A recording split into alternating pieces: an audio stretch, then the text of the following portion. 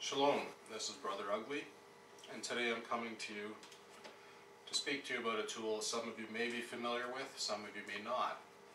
But it's a really good student of the Word. This is something you can use on your computer. It's a free download, and it's called eSword. So if you go to the website you see behind me here, esword.net, from here you can download the application for free, whether you've already got it installed and need to update it, or whether you've never installed it before.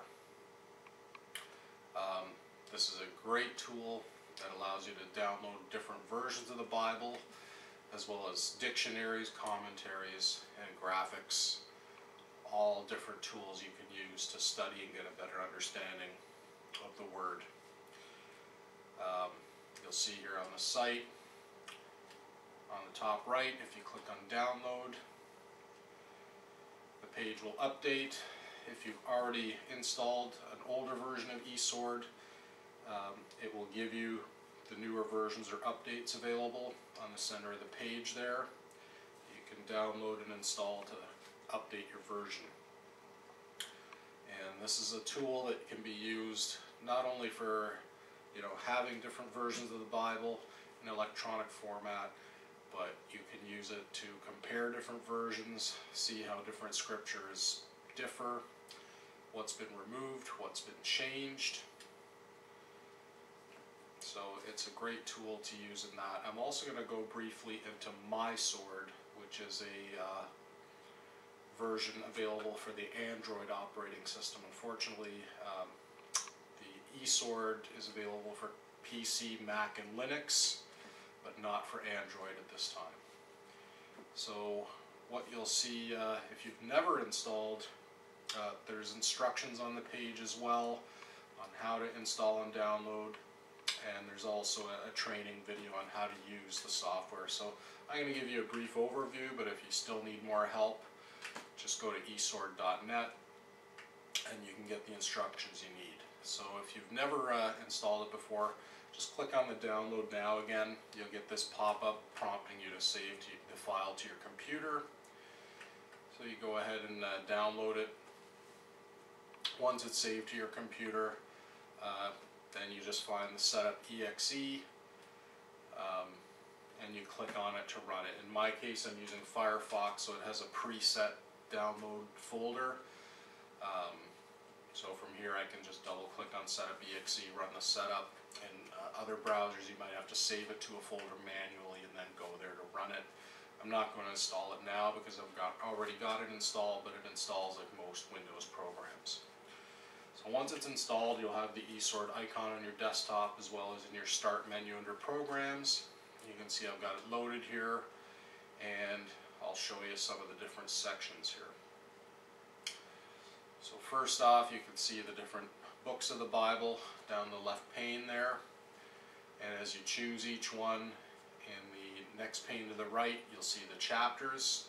So this is easy to navigate through all the different books of the Bible, and of course all the verses are displayed in the right pane for you that you can select and read to your desire. Along the top there's an option to search, little binoculars. If you click on those, then you can type in a word, whether it be a particular word you're looking for or a phrase. In this case I'm typing the word commandment, and you can select from the drop down menu the different sections of the Bible in the Old or New Covenant, and then click on the binoculars again to search for the word. Now in this case I had it set to the 1998 Scriptures Bible, so it didn't find the word, so I'm going to change it to the King James Version. Type in my search word again, and once I click on the binoculars you'll see the results, and basically it's going to come up with all the different books of the Bible that word is found in, verse by verse. It'll also give you a summary of how many hits it got for each book of the Bible, how many matches for what you were searching for. So a great tool there as well. Now along the top, okay, now you see I've got a dictionary here. When I select the tab, So I can go through, it's listed chronologically, starting first with the Hebrew because of the, the Old Covenant, and then as you get into the Gospels in Greek, and it's in chronological order. If I go to the King James Plus Bible, it has, as you can see there, the various dictionary words with the numbers. As you hover over, it'll give you a pop-up window showing you the details about the word, or you can just go to the left pane and scroll down, find the exact number you're looking for. It'll show you the word written in Hebrew or in Greek, give you the pronunciation, the phonetics, and then of course the various meanings for that word. And as you know, translations into English were not perfect.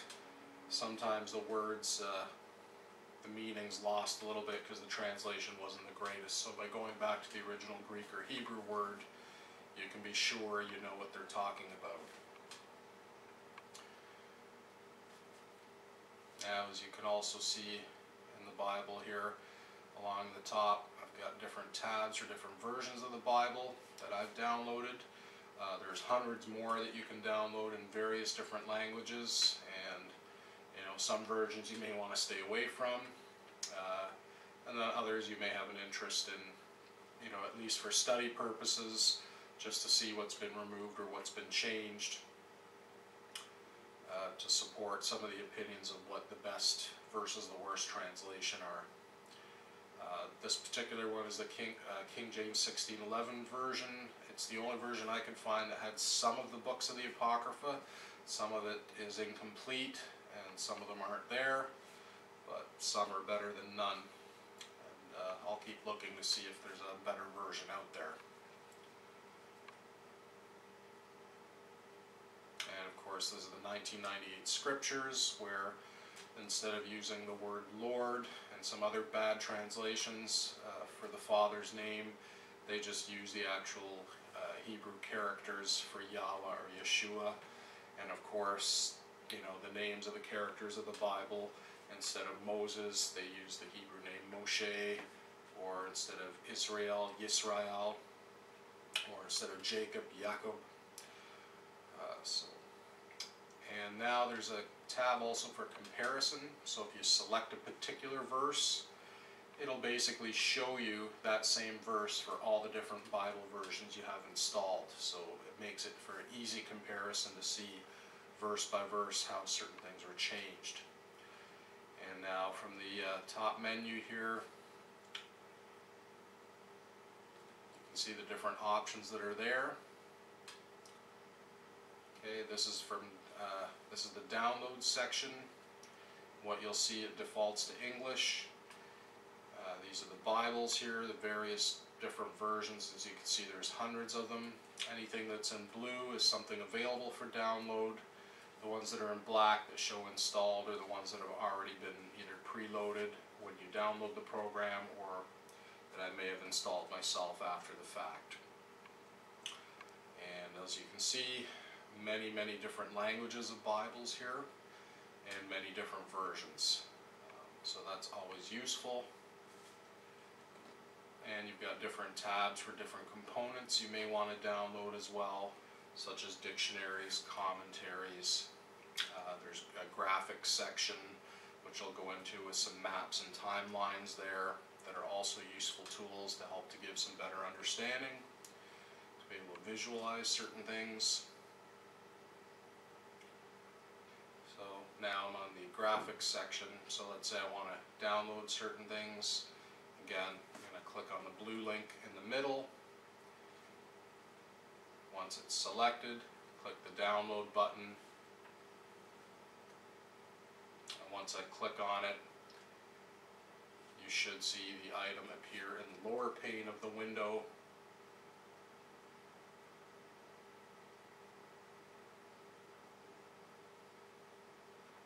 Just checking the various menus there. There you go, you see it in the bottom pane. You can make multiple selections, and once you're done selecting what you want, click at the download at the top, click on start, and you'll see the status bar along the bottom starting to download it for you. Okay, I'll that for the time being.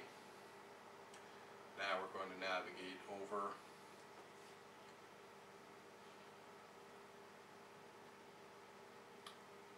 let's have a look at graphics.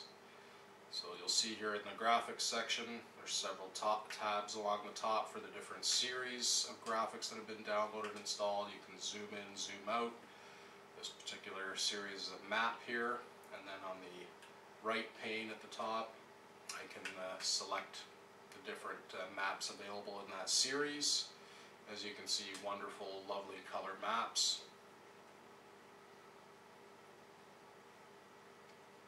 Okay, Ancient Jerusalem. I can select Modern Jerusalem. So you can see how the cityscape has changed. And this is also helpful. Sometimes you're reading about different geographical areas in the Bible. Obviously the names of places have changed over the last few thousands of years. So it gives you a good idea by going to some of these ancient maps. You can have a look and see what's changed and what the landscape used to look like, and have a good idea of what region they're talking about. And again, zooming in and zooming out, different version of atlas maps there, and maps from NASA, satellite maps.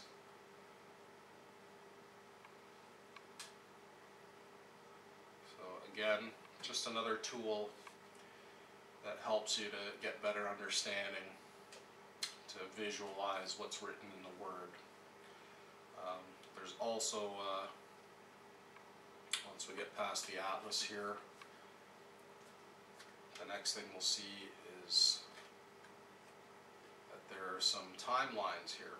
And with the timelines, they help you to visualize sort of in a graph or chart form. It'll give you different time periods by year, and it'll give you names of certain biblical characters or historical characters, and sort of give you a visual interpretation of where and when they existed in comparison or relation to one another. You know, the life of Jesus. So again here, a great tool you can go through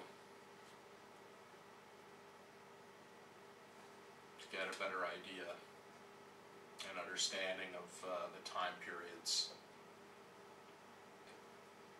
The other thing I'll talk about is MySword. If you go to mysword.info, you can download this, and this works on little Android mobile phones or tablets. So they don't have the eSword available, but they do have MySword, and as you'll see here on the website in the screen grabs, it's kind of a scaled down version made for the simpler operating systems. Still very useful and very powerful. Also has some of the graphic features, dictionaries. So this sort of shows you how it's laid out and how it'll display on your mobile device or phone or tablet. And this is also an excellent tool to have in your arsenal. It's great to, you know, and you can have multiple Bibles in it, just as you would the eSword. So this is portable. Everywhere you go, you've got the Word with you.